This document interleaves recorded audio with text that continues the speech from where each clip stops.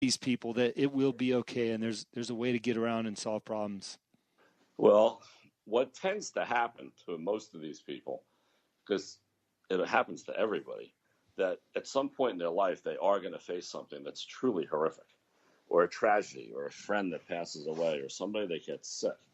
And I call it, you know, stepping out of the matrix. Mm-hmm. You know, I have this thing on my main Instagram page, not the David Greenberg one, but another one that said, "I'm seeing more clearly out of one eye than I ever did with two." I stepped out of the matrix. And if everybody remembers the movie The Matrix, it was in that computerized world. And what I found, which is so interesting, is that when I meet people, there are times I'll look at them and say, "You're not in the matrix. You've been through something." And it's amazing how the like-minded people come together at times. And you can tell somebody that's been through some really tough times. And sometimes that's the only way for these people to see it. And other times, as they get older, they get more enlightened and they realize that they're watching other events. And the whole key thing is empathy towards other people. Everybody is, especially in today's world with Instagram and the selfies and everything else. I mean, the amount of people that are into themselves and not looking outward is I think at an epidemic level, you know, at this point. So, you know, the best way is to wake up, as I said, wake up every morning. I always look at people. If I can wake up every morning and say, okay, how can I make a difference today? What can I do today? And how can I keep moving forward with all my crap? You know, that people that are able-bodied and have all their parts and everything else and have everything going for them, they need to realize that success has nothing to do with how much money you make, the car you drive, the clothes you wear. And success is a mindset, and it's a mindset of not only making a difference for yourself, but making a difference for other people.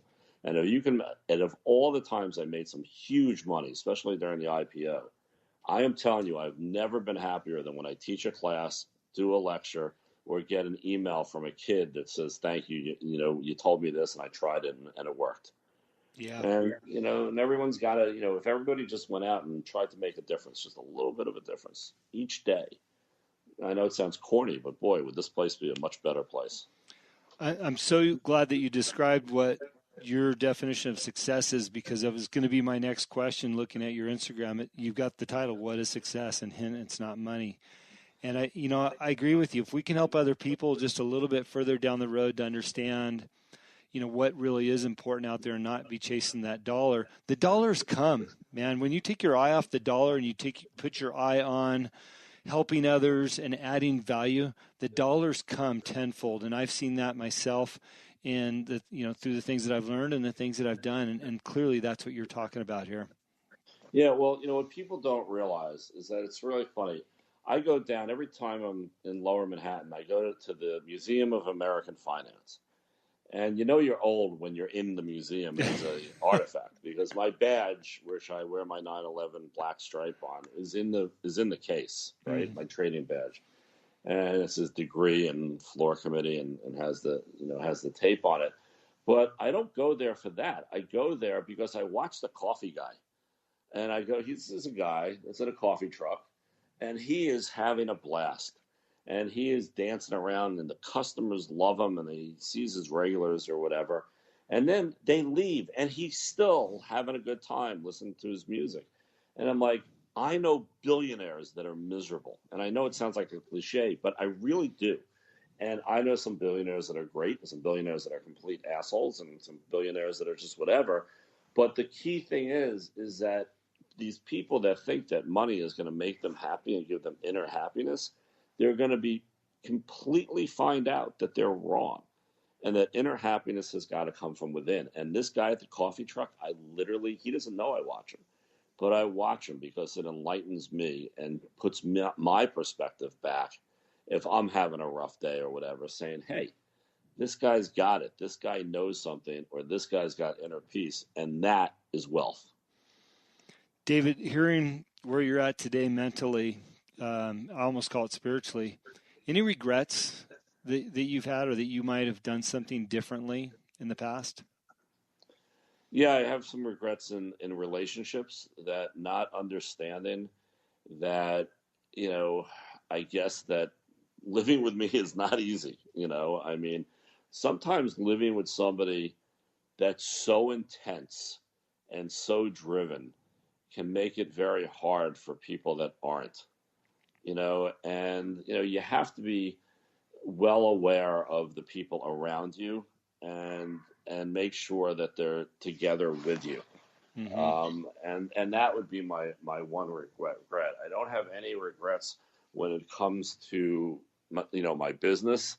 Listen, I'm one of the guys that didn't want electronic trading, but I knew it was going to happen. So there's really nothing I could do with that. My regret is that after I got hurt, I put on a lot of weight, and I need to work that off. But you know what? I'm very lucky to realize, and I think it was when my mother died when I was in my 30s, that I realized as long as you tell everybody that what you want to say, both good and bad, as I said, I have no filter, that if you do go tomorrow, and I've seen that happen, because those friends of mine thought that they were coming home to see their wives and their children and everything else, that a life well lived is very important. And each and every day you should just do that. Great advice for everybody, and I appreciate you sharing your regrets. I think we all have a few, but it's learning from them and being better people. Absolutely. Looking at your website, you've got a lot of great history on there, but I see that you're also doing some network consulting and lecture and speaking. What is that your next move? Is that where you're heading in the future, or what's on the docket? My future is I do a lot of consulting. I sit on a lot of boards, and I help companies grow, but I also, have clients where I coach the clients, and I make sure that, my experience can be, brought into them, which I think is very important. Yeah. Now, are you strictly an East Coast guy, or do we get to see you out here in California for business? How far does that extend? I come out to see David once in a while. My daughter's a lawyer out in San Diego, so I am all over the country and all over the planet. So I was the head of marketing for the exchange. It was as I said, a $12 billion exchange, and I helped brand it and everything else. And, I traveled all over the world, so I enjoy doing that. So I can be anywhere anybody needs me. Yeah, well, I appreciate that. If they do want to get a hold of you, I've got Greenberg Capital, GREENBERG capital.com. Is that the best way to reach out and get a hold of you? If the listeners want to look into consulting and stuff? Yeah, they can either go to Greenberg Capital, or they can listen. I'll give out my email, just because why not? It's David at Greenberg Capital. It's David at GREENBERG capital.com, as well as the Instagram page that I literally just started a couple of weeks ago, trying to get some advice out there, which is the David Greenberg, all one word, on Instagram. Mm-hmm. And on Twitter, you can follow me at Greenberg Cap. So that's GREENBERG CAP. Well, listen, I appreciate you being on the show, giving us some early advice about being in the business that you're in, but more importantly, sharing your 9/11 experience. I don't want to forget it. I don't want our listeners to forget it. It's an important piece of history now. It still blows me away that it's so many years ago. But David, thank you for your time. No, thank you. And thank you for allowing me to tell the story, because I haven't done it often, and it's definitely helps. And what people need to understand is that when they go through whatever horrific event that they go through, keeping it inside is not the way. And to find, what I call, and what I talk about a lot with the people that I work with, and just one last tidbit of what one of my main things is that you have to have a Knights of a Round Table. Yeah. And you're not Knights of your Round Table. You have different round tables. You have one that's a Knights of a Round Table. It's personal, business, social, whatever it is. But you need people on your business roundtable that can look at you and say, are you kidding me? You got to be nuts, right? That can speak up.